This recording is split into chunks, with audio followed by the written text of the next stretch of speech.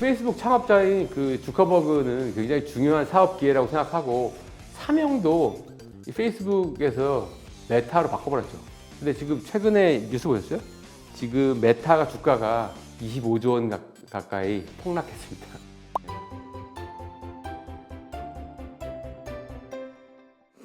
네, 안녕하세요. 오늘도 여전히 한 발 늦는 트렌드, 엠브레인 트렌드 줍주 윤덕환입니다.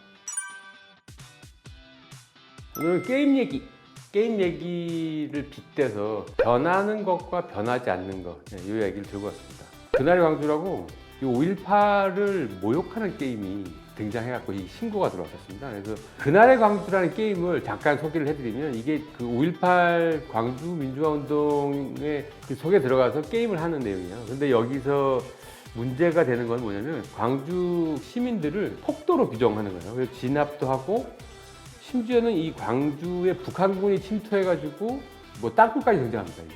그걸 보고 문제를 인식한 학생이 신고를 했다 그래요. 신고를 했다 그러는데 이 신고가 접수가 안 돼가지고 언론사 제보합니다. 보도 이후에 논란이 커지면서 이게 결국은 로블록스 측에서 진상조사하고 문제점을 인식해갖고 현재는 게임이 삭제된 상태입니다. 그래서 오늘은 이 게임과 관련돼 있는 얘기에 더해서 메타버스 얘기를 좀 해보려고 해요. 이게 지금 메타버스 세계에 대한 얘기거든요.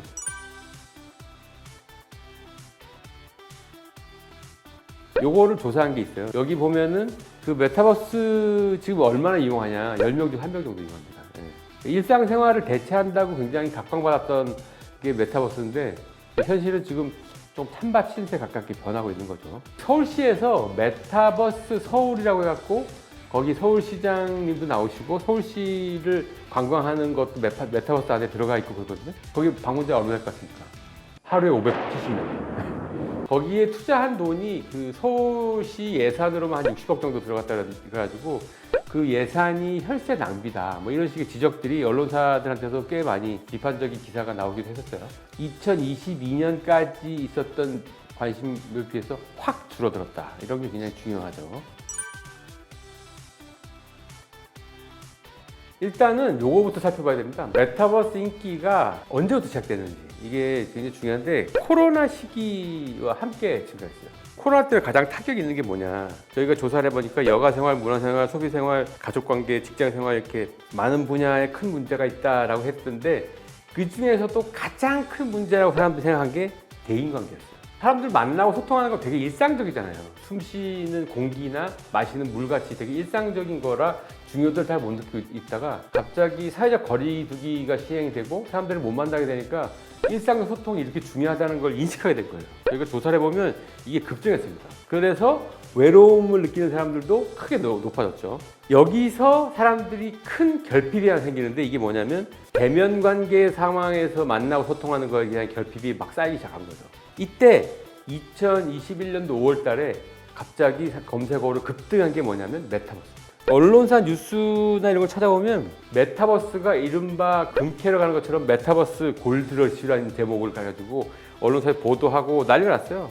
MZ세대가 여기에 이제 굉장히 큰 관심을 가지고 있어서 거기서 게임도 하게 될 거고 여기서 이제 거의 신대륙처럼 부동산 거래도 여기 있을 거다 이런 얘기가 있었죠. 콘텐츠 사업의 무궁무진한 어떤 가능성이나 그 투자의 동력이 여기 있을 거다 해서 실제로 메타버스 쪽에 투자도 많이 일어났던 걸로 알고 있어요.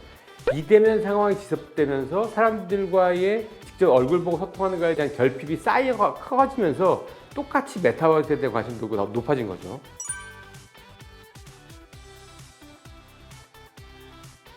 (2001년도) 하반기부터 뭐가 나오기 시작했냐면 이제 군사훈련도 메타버스에서 할 수 있다. 뭐 이게 굉장히 나오기도 했고 대학교 신입생 환영 있죠? 그것도 이제 메타버스 세계에서 하기도 하고 우리은행 같은 데서는 신입행원 교육 입사 행사를 거기서 했습니다. 메타버스에서. 심지어는 국회 입법조사처에서 이런 보고서가 나왔어요. 이게 사이버 공간에서 인간관계랑 실제 대면 상황에서 인간관계에서 생기는 문제점을 사이버 인간관계에서도 고려하고 거기서 인권의 문제, 아니면 뭐 인신공격, 성범죄, 프라이버시 침해 문제 여러 가지 입법에 관련된 문제를 사이버상에서도 고려를 해야 된다. 그걸 실제 준비해야 된다는 보고서가 국회 입법조사서에서 실제로 발간될 정도로 굉장히 중요한 이슈가 메타버스에 관련돼서도 집중되기 시작했죠. 진짜로 메타버스가 굉장히 중요했던 시기였습니다. 네.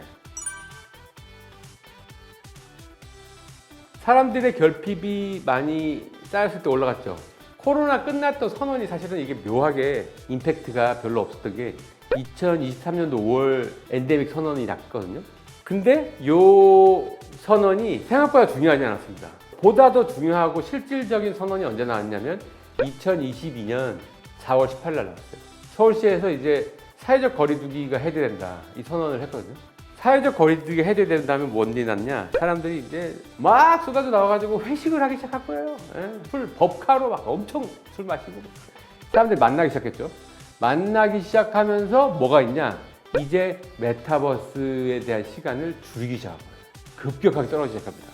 이제 같은 시간이면 가상 공간에 대해서 시간을 보내다가 바깥에서 이제 활동하는데 시간을 많이 보내면서 요때 저기도 낮았다 그러더라고요. OTT에서 넷플릭스 점유율이 떨어져가지고 주가도 실제 떨어지고 있어요. 상당 부분. 오프라인에서 시간을 더 많이 보내니까 메타버스에 대한 관심이 뚝 떨어졌겠죠? 2022년 하반기부터 2023년도 상반기까지 메타버스 검색량이 80% 가까이 폭락합니다. 그 페이스북 창업자인 그 주커버그는 굉장히 중요한 사업 기회라고 생각하고 사명도 이 페이스북에서 메타로 바꿔버렸죠.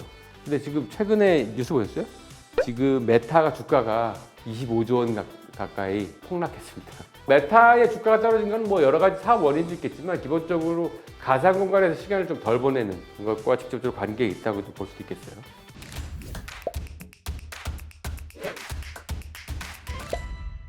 메타버스가 어떻게 될 거냐? 제가 감히 전망을 내리긴 어렵습니다. 다만 요 얘기는 꼭 드리고 싶어요. 우리가 비즈니스 세계에서 변하는 것과 변하지 않는 것을 꼭 구분해서 파악하셔야 됩니다. 돈의 흐름은 변하고 있는 상태에 대한 흐름 변화예요. 그러니까 돈이 어디에 몰린다 그러면 사람들이 어느 주식을 사거나 어디 부동산을 사거나 이렇게 되는데 사실 그 밑에는 변하지 않는 욕구가 크게 변화했다는 거예요. 요거에 주목을 하시면은 실제로 사업 기회를 보시기도 좋고 굉장히 앞으로 전망할 때 되게 중요한 변화를 읽는 되게 중요한 힌트가 될 것 같습니다. 사람들이 가지고 있는 사회적 욕구에 대한 본능 이거가 결핍이 되면 이걸 보완하기 위해서 어떤 식의 대체물을 찾는다는 거예요. 이제 그 중에서 선택된 게 메타버스인데 이게 모든 것이냐 설명하는 비즈니스는 믿기 힘들다는 겁니다.